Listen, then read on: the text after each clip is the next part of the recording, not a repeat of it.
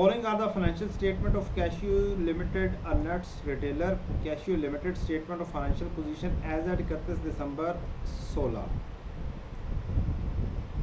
या 26, 25 जो मर्जी कह लिया आपके एसेट्स आ रहे हैं, नॉन करंट एसेट्स हैं, property plant and equipment, investments at cost. Current assets आ रहे हैं, करंट एसेट्स के अंदर आपका इन्वेंट्री, ट्रेड रिसीवेबल और कैश आ रहा है। इसको थोड़ा सा एनालिसिस कर देख लेते हैं कि हमारा 31, 50 जमा 19, 25, 50, 75 बनता है, 26, 25, 26, 25 और 14,052, 64 बनता है। तो हमारे पास करंट एसेट्स का टोटल भी मौजूद है और नॉन करंट एसेट्स का टोटल भी मौजूद है। आप लोगों को एनालिसिस में देखना पड़ता है क्वेश्चन गिवन किस तरीके से किया है, कभी टोटल टॉप पर होता है, कभी टोटल बॉटम पर होता है। लिहाजा इस चीज़ से परेशान नहीं होना है, अपने आप को एनालिसिस कर लें कि ये किस तरीके से डाटा गिवन किया हुआ है। तो ये हमारा क्या आ गया, नॉन करंट एसेट्स आ गए और करंट एसेट्स आ गए।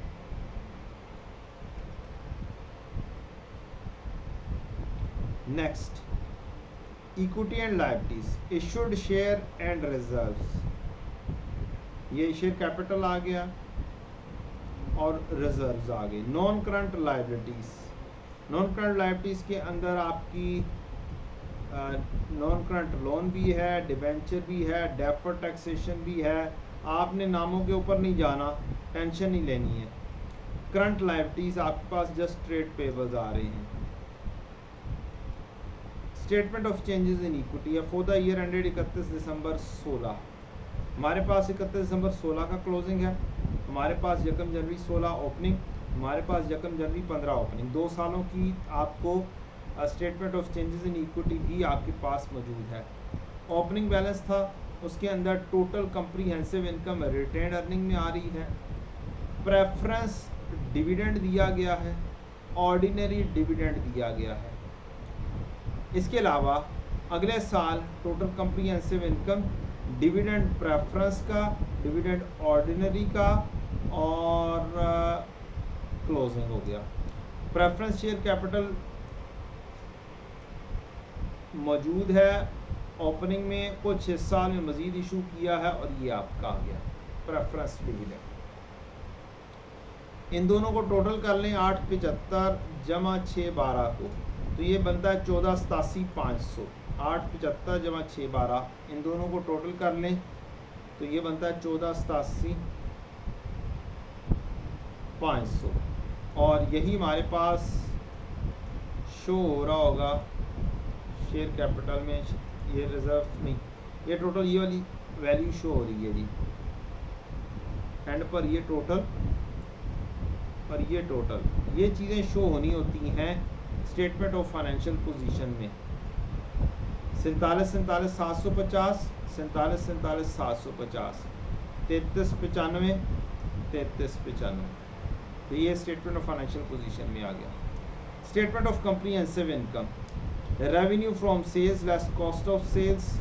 अब ब्रैकेट नहीं लगी, इसका ये मतलब नहीं है कि ये गलत हो गई फाइनेंशियल स्टेटमेंट्स। आपको जजमेंट करनी चाहिए, आपको पता होना चाहिए क्या चीज़ लेस होती है, क्या चीज़ ऐड होती है। जीपी आ जाएगा, अदर एक्सपेंसेस लेस होंगे, प्रॉफिट बिफोर फाइनेंशियल चार्जेस आ जाएगा। Financial charges all relating to non current liabilities, तमाम के तमाम क्या हैं, नॉन करंट लायबिलिटीज से बिलोंग करते हैं। प्रॉफिट बिफोर टैक्स आ जाएगा, टैक्स एक्सपेंस आ गया, प्रॉफिट फॉर द ईयर या प्रॉफिट आफ्टर टैक्स जिसको हम बोलते हैं वो आ गया। अदर कंप्रीहेंसिव इनकम, इसके अंदर लिखा जाता होता है रिवैल्यूएशन सरप्लस, जो दोनों साइडों पे मौजूद नहीं है दोनों सालों में, और टोटल कंप्रीहेंसिव इनकम हो गया। इसके अलावा आपको मार्केट प्राइस पर शेयर दी गई है। अब हमें इन डाटास को सामने रखते हुए, इस डाटे को सामने रखते हुए हमें रेशियोज की कैलकुलेशंस करनी है। और हमें अंडरस्टैंडिंग हासिल करनी है किस रेशो का मतलब क्या है, या किस रेशो नहीं भी है तो उसका मतलब क्या है। सबसे पहली चीज़ वर्किंग कैपिटल, ये रेशो नहीं है, ये एक नॉर्मल नॉलेज है कि वर्किंग कैपिटल होता क्या है। वर्किंग कैपिटल कहते हैं current asset minus current liabilities को। ये क्या बताता है? ये बताता है कि आपके पास क्या इतनी सफिशिएंट अमाउंट मौजूद है कि आप अपने करंट एसेट्स को रियलाइज करके अपनी करंट लायबिलिटीज को पे ऑफ कर लें। तो हम क्या करेंगे, current assets minus current liabilities, ये हमारा फार्मूला हो गया। हम करंट एसेट्स लेंगे, करंट एसेट्स 2016 के आ रहे हैं बेटा जी, ये 52,64,000।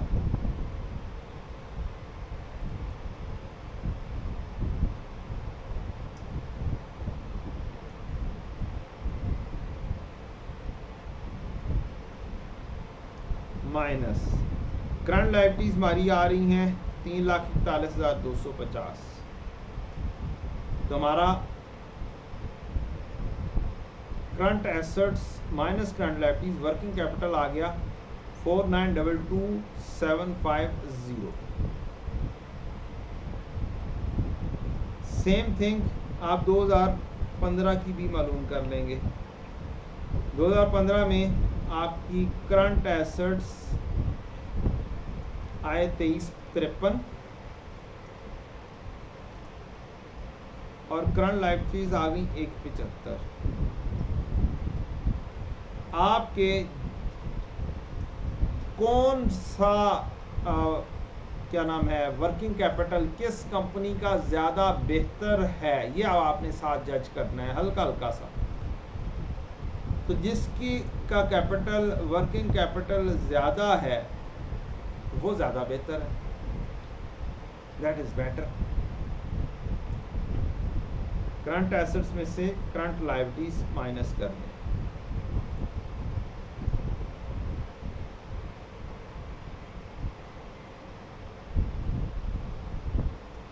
बावन 64 में से 3,41,250।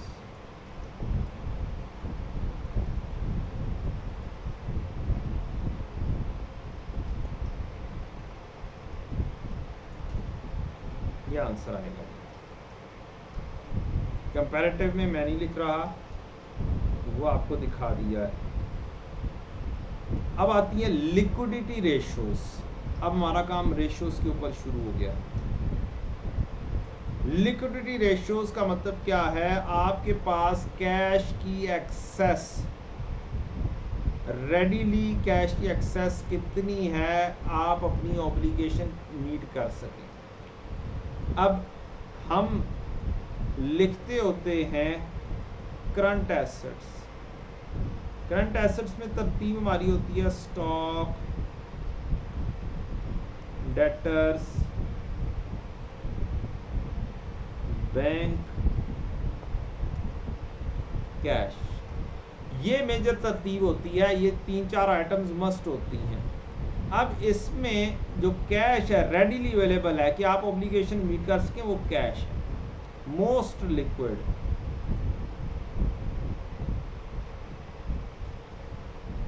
उसके बाद आप लोगों को कैश हासिल करना है, आप बैंक के पास जाएंगे, चेक लेकर जाएंगे, वो बैंक वाला पैसे निकाल कर आपको दे देगा, आपके पास अवेलेबल हो जाएगा। डेटर्स के पास जाएंगे, मिलते करेंगे, डेटर भाई काइंडली पैसे चाहिए, वो कहेगा भाई पैसे नहीं है, 2 दिन बाद आना। दूसरे डेटर के पास जाएंगे, डेटर भाई काइंडली 10 लाख रुपए दे दें, 15 लाख आपसे लेने थे। तो भाई ये बात हुई है 2 महीने बाद की, अगला ये कहेगा भाई पैसे चाहिए। तो आप क्या करेंगे, मिलते समाजते करेंगे, कुछ हो सकता है डिस्काउंट दें तो कहीं पे जाके आपको क्या हो, पैसा रियलाइज होगा। मींस थोड़ी सी मेहनत समाजतें करनी पड़ेंगी, थोड़ी सी मेहनत करनी पड़ेगी, फिर कहीं जाके डेटर से पैसा हासिल होगा। स्टॉक पहले बेचेंगे, फिर मिलते करेंगे, फिर पैसा हासिल होगा। तो लीस्ट लिक्विड ये आपका हो गया, लीस्ट लिक्विड। लिक्विड कहते हैं पानी को, लिक्विड बिल्कुल बहता हुआ काम। तो कैश बह रहा है और स्टॉक बड़ा आराम से बहेगा, बड़ा आराम से आएगा। लिक्विडिटी रेशियोज के अंदर हमारे पास दो रेशियोज हैं, एक है करंट रेशियो और एक है quick ratio. Current ratio, quick ratio, जिसके तीन नाम है, acid test ratio, liquid ratio, quick ratio.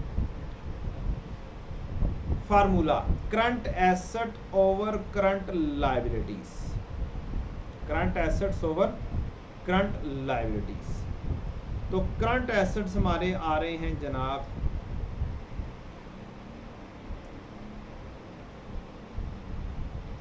हमारे पास आ रहे हैं करंट एसेट्स 5264 के टोटल हुए, और करंट लायबिलिटीज हमारे पास आ रही हैं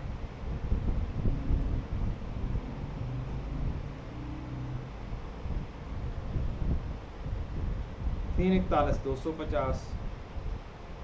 तो हम क्या कहेंगे, इसको रेशियो में बताना है। क्या करना है, रेशियो में आंसर देना है।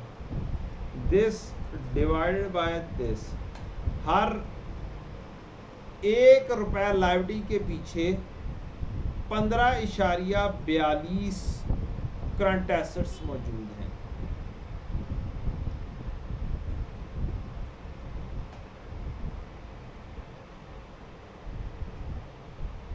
(15.4 रेशियो 1। आपकी प्रेजेंटेशन ये हो जाएगी। सेम लाइक आपके पास करंट एसेट्स पिछले साल के 2353 है और करंट लायबिलिटीज 175 है।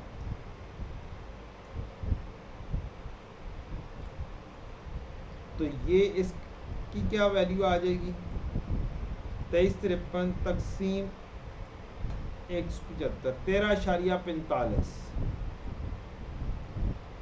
13.45 रेशो 1। हर 1 रुपया लायबिलिटी के पीछे 13.45 हमारे पास एसेट्स मौजूद हैं। Current assets over current liabilities. Ideally ratio is 2:1 is best. ये बहुत ज्यादा इस वक्त हमने करंट एसेट्स रखे हुए हैं।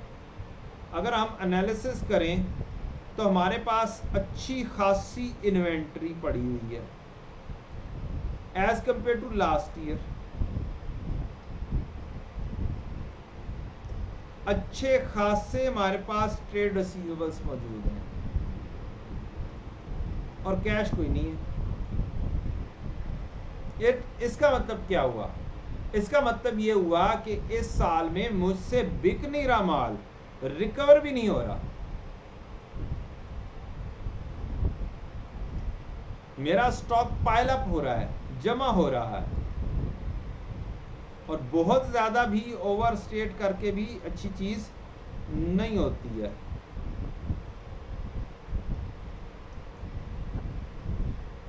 टोटल करके चेक कर लें, ये ना हो कि टोटल ही मेरा गलत हो, लायबिलिटीज सेम ना हो। Just a minute. 10,339 नहीं,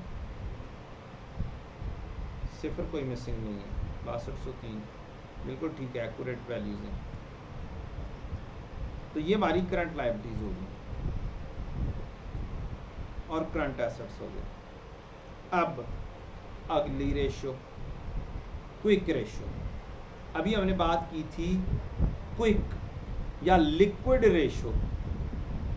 तो लिक्विड एसेट्स जो हैं वो तो मेरे पास फिर कैश हुआ, बैंक हुआ, डेटर हुआ,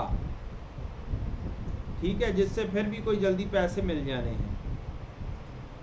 ये जो स्टॉक है इससे मुझे जल्दी पैसे नहीं मिलने हैं। तो ये लिक्विड तो है ही नहीं, ये लिक्विड एसेट नहीं है। ठीक, इसका नाम एसिड टेस्ट रेशो भी है। एसिड टेस्ट नाम क्यों पड़ गया इसका मुझे नहीं पता। एसिड कह सकते हैं कि बहुत जल्दी एवेपोरेट हो जाता है, तो कैश भी एवेपोरेट हो जाता है, लिक्विड चीज़ होती है, शायद इस वजह से इसका नाम किसी साइंसदान ने साथ लगा दिया हो।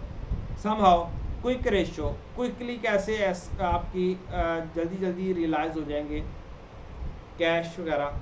तो इसके अंदर हम क्या करते हैं, दो तरीकाकार हो सकते हैं। आप बैंक कैश जो अदर देन इन्वेंट्री है वो टोटल कर लें, या फिर टोटल करंट एसेट्स में से इन्वेंट्री को माइनस कर दें। करंट एसेट्स माइनस इन्वेंट्री, इसका मतलब है other than inventory current assets, current assets other than inventory, ये हमने लेनी है। Current assets minus inventory divide by current liabilities. तो करंट एसेट्स माइनस इन्वेंट्री अगर हमने करना हो तो हम जाएंगे, कहेंगे करंट एसेट किधर हो, वो कहेगा मैं इधर हूँ, मैं इधर बैठा हूँ, टोटल ये आ गया। इसमें से अगर हम इन्वेंट्री को माइनस कर दें तो जो आंसर आएगा ये भी से वही होगा, या फिर मैं other than inventory current assets में से टोटल कर लूँ, 14,000 को पिक करूँ, किधर गया,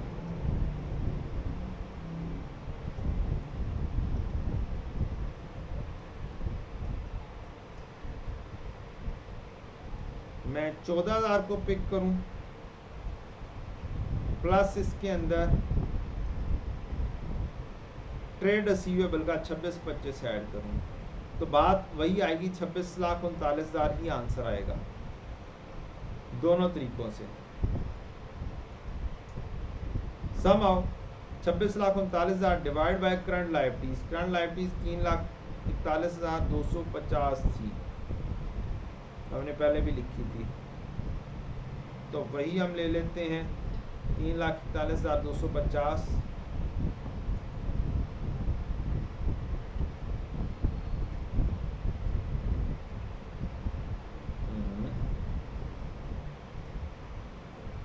अच्छा, तो हमारे आंसर क्या आ जाएगा रेशो के अंदर, अब रेशो बन जाएगी हमारी 2639 divide by 341,250, 7.73 times our liquid assets are available for every one liability। इसका मतलब ये है 7.73 रेशो 1, हर 1 रुपए लायबिलिटी के पीछे हमारी 7.73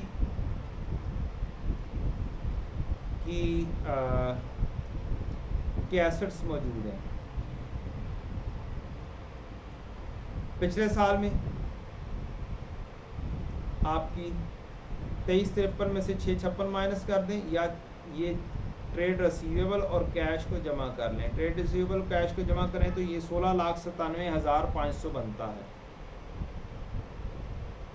करंट लायबिलिटीज हमारी 175 की हैं, तो हम current assets minus inventory divide by current liability करके अगर आंसर लें दिस डिवाइड बाय 175, तो 9.7 टाइम्स हमारे पास लिक्विड एसेट्स अवेलेबल हैं for every 1 rupee of liability. हर 1 रुपए की करंट लायबिलिटी के पीछे 9.7 रुपए हमारे पास current assets other than inventory available है। इसको भी रेशो में लिखेंगे 9.7 रेशो 1।